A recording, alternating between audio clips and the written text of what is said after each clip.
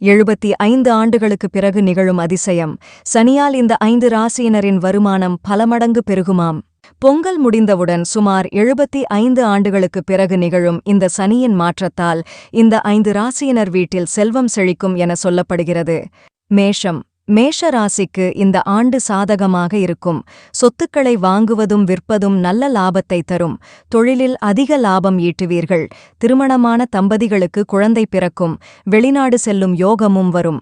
சங்கராந்திக்குப் பிறகு இந்த ராசிக்காரர்கள் வீட்டில் அதிக பணம். ரிஷபம். நீண்ட நாட்களாக நிலுவையிலிருந்த பணிகளை முடிப்பீர்கள். சொத்து மற்றும் பதவி இழப்பு அபாயம் இல்லை. காத்திருப்பவர்களுக்கு விரைவில் திருமணம் நடைபெறும். குழந்தை பேறு உண்டாகும். புதிய வேலை கிடைக்கும். பதவியில் புதிய உற்சாகத்தை பெறுவீர்கள். சங்கராந்திக்குப் பிறகு இந்த ராசிக்காரர்களுக்கு மகிழ்ச்சியும் செல்வ வளமும் அதிகமாக இருக்கும். கடகம். கடக ராசிக்காரர்களுக்கு இந்த காலகட்டத்தில் சில பிரச்சனைகள் வந்தாலும் அவை சாதகமாக மாறலாம். திடீர் பணவரவு அமோகமாக இருக்கும்.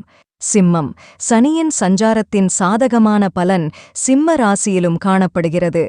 பணியிடமாற்றம், காத்திருப்பவர்களுக்கு வேலை என அடுத்தடுத்து ஜாக்பாட் அடிக்கும். சனி பகவான் உங்கள் வாழ்க்கையில் கடுமையான மாற்றங்களை கொண்டுவரப்போகிறார். இந்த ராசிக்காரர்கள் இந்த மாத இறுதிக்குள் கோடீஸ்வரர் ஆக வாய்ப்பு உள்ளது. கும்பம்.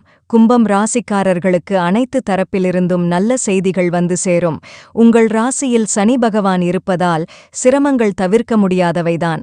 ஆனால் மாற்றுத்திறனாளிகளுக்கு உதவுவதன் மூலமும் முதியவர்களுக்கு தானம் செய்வதாலும் பலவீனம் குறையும்.